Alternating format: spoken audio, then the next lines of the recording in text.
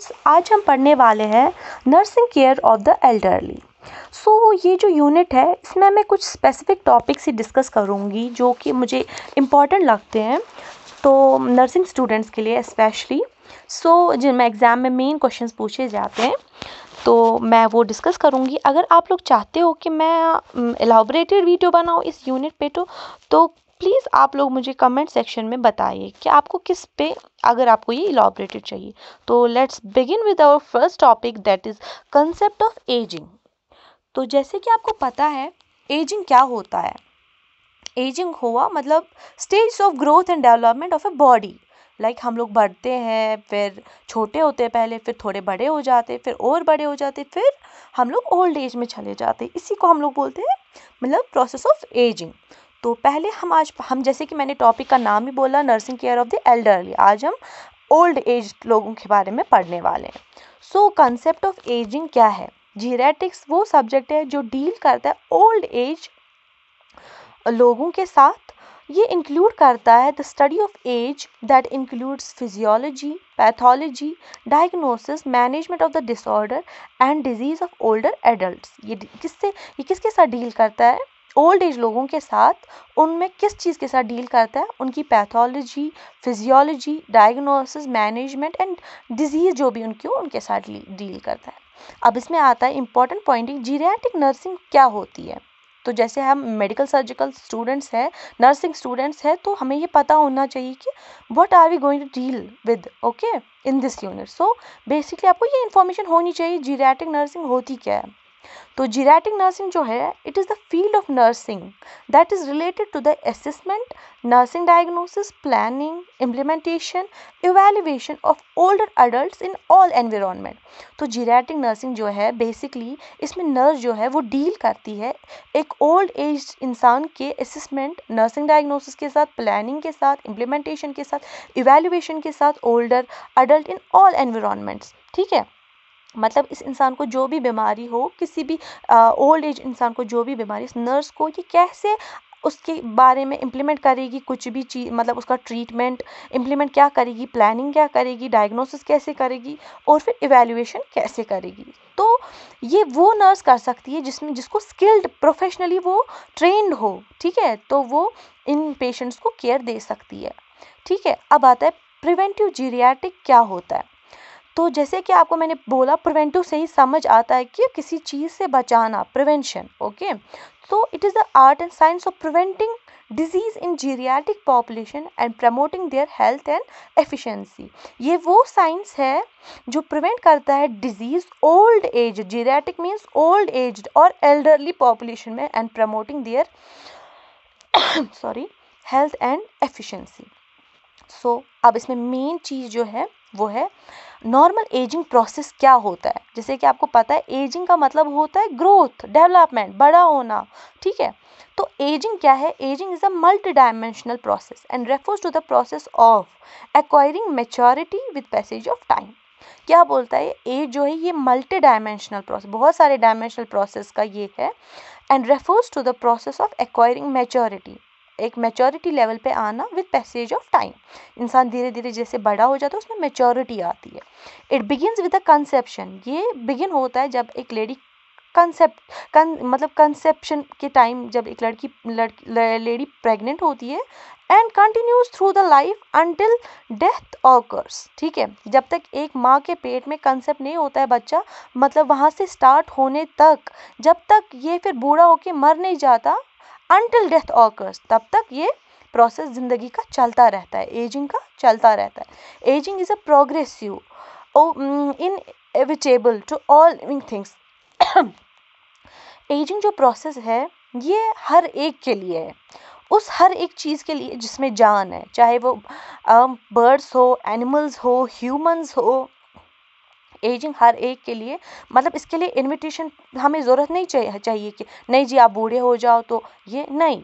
Ageing जो है ये हर एक उस चीज़ के लिए जो लिविंग है। I hope you know what is living things and what is non living things. Okay, so अब क्या ये बोलता है कि normal ageing and disease are associated with ageing are two separate entities. ठीक है, नॉर्मल एजिंग एंड डिजीज ये no doubt ये रिलेटेड है एजिंग के साथ, बट ये दो सेपरेट टॉपिक्स है। हम नहीं बोल सकते नॉर्मल एज जो है, एजिंग जो है वो डिजीज से रिलेटेड है और डिजीज जो है वो नॉर्मल एजिंग से रिलेटेड है, नहीं। अब हम बोलेंगे normal ageing refers to those normal deteriorative processes that all human beings will experience if they live long enough. Normal ageing का मतलब है हर कोई इंसान ये एक्सपीरियंस करेगा ज़िंदगी में, जो भी इस दुनिया में आया है वो बड़ा हो के बूढ़ा तो होना ही है। तो हर एक इंसान पैदा होने के बाद बड़ा होता है, नॉर्मल एजिंग उसमें होती है। अब क्या है उसके बाद, such as decrease bone mass, osteoarthritis, lens with age, कुछ चीज़ें आ जाती है, बट ये नहीं है कि हम इसमें डिजीज़ को ब्लेम नहीं करेंगे। जैसे हम बोलते हैं ज़िंदगी जैसे आगे आगे हम लोग बढ़ते हैं, वैसे वैसे हम इंसान की बॉडी में कमज़ोरियाँ आती है, पर वो डिजीज़ नहीं हम उसको बोल सकते। जैसे कि और ऑस्टियोआर्थराइटिस रहता है ज़्यादातर ओल्ड एज पीपल में, उनमें टांगों में दर्द रहता है, उनमें लेंस कैटरैक्ट होता है। लेंस कैटरैक्ट क्या होता है? It is the opacity within the eyes. It can be in both eyes और वन आई। जैसे कि हमारे बुज़ुर्ग जो घर में होते हैं वो बोलते हैं कि अब मुझे कुछ धुंधला धुंधला सा दिखाई देता है, मुझे साफ नहीं दिखाई देता है। पर उसके आँख में, आप लोग यूजुअली देखोगे अपने ग्रैंड पेरेंट्स की आंखों में कुछ वाइट सा लेयर होता है उनके आंखों में, तो आंखों के प्यूपिल के पास, लाइक सो वो होता है कैटरैक्ट। ठीक है, it can be remote surgically, इसका कोई इशू नहीं है, बट डिले नहीं कर सकते हम तो प्रॉब्लम करते हैं। ठीक है, तो disease that are associated with ageing but not caused by ageing. अब हम बोलते हैं डिजीज जो कि होती है वो जो कि एसोसिएटेड होती है एज के साथ, पर एजिंग की वजह से नहीं होती है। ठीक है, तो वो क्या होती है, जैसे कि आपको पता है हमारे मतलब जब जितना जितना इंसान बढ़ता है, कभी कभार हमारी डिजीज़ हो जाती है, जैसे कि हाइपरटेंशन हो जाता है, डायबिटीज़ मेलेटस हो जाता है, हार्ट फेलियर होता है। तो ये सारी जो है ये अनएविटेबल होती है पर्सनस के लिए, ये होनी ही होनी है। इनमें इनविटेशन नहीं जो देना है इस बीमारी को, आ जाओ जी आप मुझे हो जाओ, नहीं। ये क्या बोलते हैं इसको, ये हो जाती है विद एज। बॉडी के सिस्टम चेंज होते हैं, बॉडी वैसे नहीं काम करती जैसे हम लोग जब हम यंग होते हैं, तो ये सारी बीमारियां होती है। ठीक है, तो इट्स नॉट नेसेसरी कि सब लोगों को हो, बट मोस्ट ऑफ द लोगों को हो जाता है। इसके बाद हम पढ़ेंगे एम्स ऑफ जीरियाट्रिक नर्सिंग क्या है। इस जीरियाट्रिक नर्सिंग का जो हम पढ़ रहे हैं, इसका मेन एम क्या है? ठीक है, जीरियाट्रिक नर्सिंग का मेन एम है maintenance of health in old age. इसका मेन इंपॉर्टेंट पॉइंट है नर्सिंग, जैसे कि आपको पता है ये प्रमोट करती है हेल्थ, प्रिवेंट करती है डिजीज से। ठीक है, तो वैसे इसका मेन एम है कि ये ओल्ड एज पीपल में high levels of engagement and avoidance of disease करे। ओके, सो दूसरा पॉइंट इसका इंपॉर्टेंट है early detection and appropriate treatment of disease. पहले ही हम डिटेक्शन कर ले डिजीज की।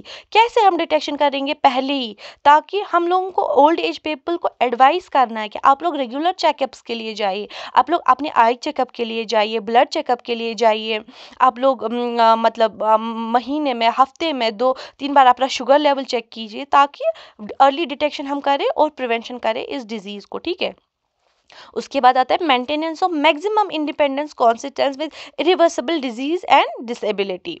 ठीक है, उसके बाद आता है system sympathetic care and supporting during terminal illness. और आपको पता है, जैसे मैंने आपको अपनी बाकी वीडियोस में भी बोला है, नर्स का काम खाली इतना ही नहीं होता है कि वो इसको ये सब चीज़ें करे। एक मेन काम उसका होता है कि एक सपोर्ट देना, एक पेशेंट को सपोर्ट देना during his illness, her illness. Okay, during his और her illness, that is the main thing we can do. Okay, so now we will come to the next topic, that is theories of ageing. So theories of ageing जो है ये एक important topic है। Theories of ageing में आता है biological theories of ageing, developmental theories of ageing, sociological theories of ageing and nursing theories. अब आप बोलोगे बायोलॉजिकल थ्योरीज ऑफ एजिंग क्या है? बायोलॉजिकल थ्योरी ऑफ एजिंग जो है ये वो प्रोसेस है जिसमें loss of function, as the progressive loss of function, the age related disease occurs along with the decrease fertility and increase mortality. इस biological theory में क्या होता है, डिक्रीज हो जाती है, फर्टिलिटी कम होती है और इंक्रीज होती है मोर्टेलिटी में। ठीक है, हम लोगों को नहीं पता कि no one knows why we age, हम लोग क्यों बढ़ते हैं, हम लोग बूढ़े क्यों हो जाते, किसी को नहीं पता है। पर इतना पता है कि बहुत सारी सदियों से एक इंसान ज़्यादा से ज़्यादा 120 ईयर्स तक जिंदा रह सकता है। ठीक है, 120 ईयर्स तक जिंदा रह सकता है विदाउट, मतलब ये तो छोटे से छोटा स्पैन है। कोई लोग 180 170 भी क्रॉस करते हैं, no doubt, until and unless वो मतलब वो हेल्दी होते हैं, ठीक है। While many person can live longer today because of these. अब ये बोलता है कि कुछ लोग बहुत सालों तक जिंदा रहते हैं, जैसे कि 120 ईयर्स तक, डिस्पाइट मेडिकल टेक्नोलॉजी इतनी एडवांस हो गई है कि ये सारी डिजीज प्रिवेंट करती है, स्टिल एक इंसान बूढ़ा हो जाता है। क्या रीज़न है, क्यों है ऐसा, हमें नहीं पता। पर जो ये मेडिकल टेक्नोलॉजीज आजकल निकली है, एडवांस टेक्नोलॉजी जो मेडिकल की निकली है, उसको हम बोलते हैं सो कॉल्ड रेक्टेंगुलराइजेशन, ठीक है। इससे क्या हुआ है, लोगों ने अपनी डिजीज़ को प्रिवेंट किया है, मतलब प्रिवेंशन पहले ही लेते हैं, ट्रीटमेंट लेते हैं, जिसकी वजह से इनका लाइफ स्पैन बढ़ गया है, ठीक है। अब उसके बाद बायोलॉजी थ्योरी में दो थ्योरीज और निकलती है, stochastic theories, non stochastic theories, ठीक है। Non stochastic theories and stochastic theories. अब जो स्टोचैस्टिक थ्योरी है, अकॉर्डिंग टू दिस थ्योरी, ये बोलती है एजिंग जो है ये ड्यू टू एक चांस होती है। आप देखिए ये बोलती क्या है कि चांस की मतलब हम बोलते हैं बाई चांस ये हो गया भाई, इसी तरह ये बोलती है चांस से होती है। नॉन स्टोचैस्टिक थ्योरी बोलती है according to this theory ageing is not chance, ये चांस की वजह से नहीं हो सकता है, ओके। इसके पीछे तो कुछ ना कुछ लॉजिक होगा ही। उसके बाद आता है स्टोटिक्स थ्योरी में आता है एरर थ्योरी। एरर थ्योरी का मतलब होता है ageing is due to accumulation of metabolic products in cells, ठीक है। उसके बाद आता है इसमें सोमैटिक थ्योरी। सोमैटिक थ्योरी जैसे आप देख सकते हैं, according to this theory body cells develop spontaneously mutation in the same way according to this theory body cells develop spontaneously mutations in the same way germ cells do. Subsequent cell division perpetuate the mutation until organ becomes insufficient and ultimately fail, ठीक है। Germ cell की तरह हमारी body की जो sales है वो क्या करती है, म्यूटेशन करती है, तब तक करती है कि जब तक एक organ becomes insufficient and ultimately fail, ठीक है। इसके बाद आता है intrinsic mutagenesis. Based on this theory increase in mutational cells occurs because of a break down of the genetic regulatory mechanism. इसके बाद ऐसी फ्री रेडिकल थ्योरी आती है, ये दी है हरमन ने 1956 में। इसने बोला है free radical is a highly reactive atom और molecule that carries an unpaired electron, ठीक, and thus seeks to combine with another molecule causing oxidative process. उसके बाद आता है ऐसी क्रॉस लिंकेज थ्योरी, तो यह पढ़ सकते हैं। उसके बाद आता है क्रॉस लिंकेज थ्योरी जो है रिजल्ट होती है कि इसमें decrease flexibility and elasticity and decrease rigidity in tissue. उसके बाद आता है नॉन स्टोचैस्टिक थ्योरी, इसमें दिया है programmed theory of death. It is proposed that there is an impairment in the ability of cell to continue dividing. A recent theory of aging is telomere. ये नई theory एक निकली है इसमें जिसको एजिंग की, जिसको हम बोलते हैं telomere sorry.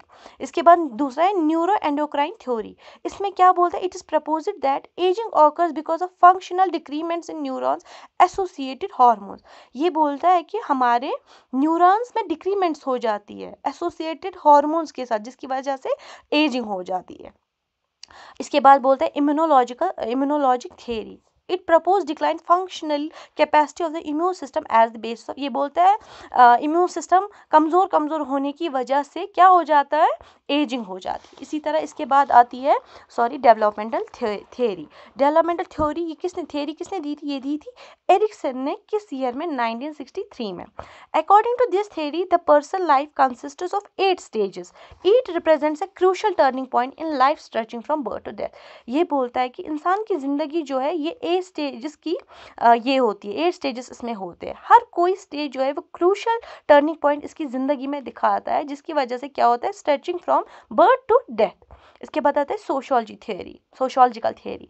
According to this theory ageing attempt to predict and explain social interaction and roles that contribute to successful adjustment to old age in old adults. इसके बाद आता है नर्सिंग थियरी। ये प्रपोज की थी किसने, मिलर ने, in the year 2004। Miller ने क्या बोला, मिलर ने बोला कि nurse can alter that outcome for patient through nursing intervention that address the consequence. Nurse उस चीज़ को बदल सकती है जिस चीज़ की वजह से एक इंसान में एजिंग हो जाती है, वो उसके लिए कुछ इम्प्लीमेंट कर सकती है, इंटरवेंशन कर सकती है, ताकि वो उस चीज़ को बदल सके, उस एजिंग कॉजिंग फैक्टर को चेंज करे, ठीक है। तो ये थी हमारी थ्योरीज ऑफ एज। अब हम आएंगे हमारे एक मेन टॉपिक पे कि जो ओल्ड एज में कॉमन प्रॉब्लम कॉमन हेल्थ मतलब सिस्टम, एक minute sorry, age related body system changes अब हम पढ़ेंगे। क्या पढ़ेंगे? Old age related body system changes, ठीक है।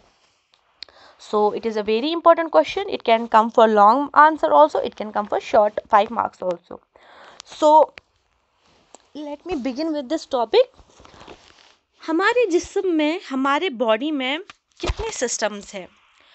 Cardiovascular system, respiratory system, integumentary system, reproductive system, muscular system, genito urinary system, gastro intestinal system, nervous system, special senses system, ठीक है।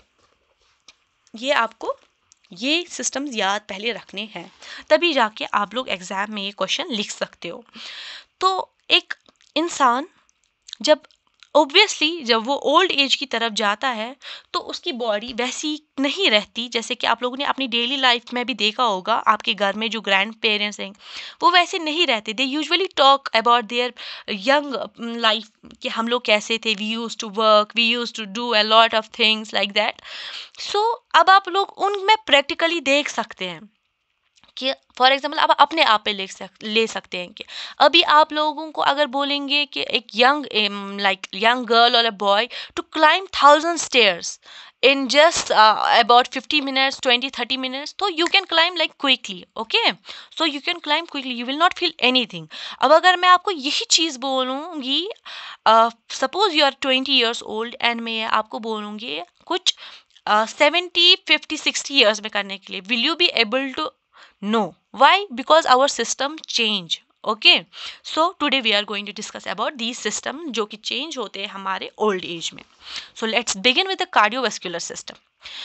Cardiovascular system में क्या होता है? यूजुअली जब इंसान ओल्ड एज की तरफ जाता है, इसका जो हार्ट रेट है वो बहुत कम होता है, डिक्रीज कार्डियक आउटपुट हो जाता है, ठीक है। Diminished ability to response to stress, मतलब जैसे कि मैंने आपको बोला कुछ हैवी एक्टिविटी ये नहीं कर पाते, इनमें स्ट्रेस हो जाते हैं, इनमें थकान महसूस होती है, इनमें ब्रीदिंग बहुत तेज हो जाती है। Heart rate and stroke volume do not increase in maximum demand, ठीक है। Heart rate and stroke volume नहीं बढ़ जाता है उतना, मतलब हार्ट रेट नहीं, ब्लड उतना पंप नहीं कर पाता है हार्ट जितना इनके ब्रेन को चाहिए होता है, ठीक है। इंक्रीज ब्लड प्रेशर, इनमें ब्लड प्रेशर बढ़ने के चांसेस बहुत होते हैं।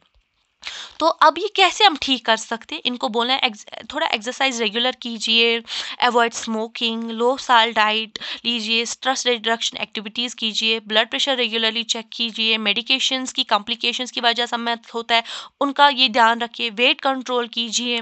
रेस्पिरेटरी सिस्टम में अब क्या चाहिए? अब next is second is respiratory, increase in residual volume, increase in vital capacity, decrease gas exchange and diffusing capacity, decreasing cough efficiency, ये सब चीज़ें रेस्पिरेटरी सिस्टम में होती हैं।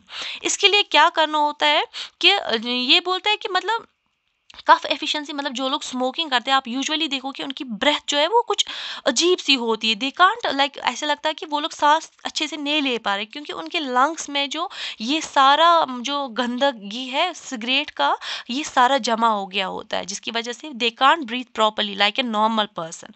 सो इसके लिए हम इनको बोलेंगे एक्सरसाइज रेगुलरली कीजिए, स्मोकिंग को अवॉइड कीजिए, टेक लिक्विड, एनफ लिक्विड लीजिए, receive your influenza immunisation, avoid exposure to upper respiratory tract infections, ठीक है, इनमें खास ख्याल हमें ये रखना चाहिए। उसके बाद आता है इंटीग्यूमेंट्री सिस्टम। इंटीग्यूमेंट्री सिस्टम में क्या आता है?